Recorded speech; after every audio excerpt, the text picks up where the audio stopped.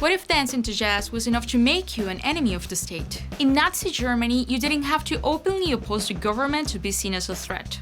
Sometimes, listening to the wrong music was enough. The Nazi regime sought to control not only politics, but also culture and everyday life. To do so, it introduced the Nuremberg laws in 1935, weaponizing the legal system to discriminate against targeted groups. Although the laws were primarily aimed at Jews, the regime also considered other people like Black people, Sinti, and Roma as inferior, and even labeled them as asocial, extending persecution beyond one group. This is where the so-called swing youth or swing Jugend come in. They were groups of young Germans in cities like Berlin and Hamburg who loved listening and dancing to jazz. They were also said to have greeted one another with the phrase swing heil. But why did Nazis label jazz as degenerate music? The answer lies in its origins. Jazz is deeply rooted in African American culture, and since many jazz promoters and musicians were Jewish, the Nazis started to spread anti-Semitic and racist propaganda about it. The swing youth was the complete opposite of the Hitler Youth, which was designed to impose conformity by making young people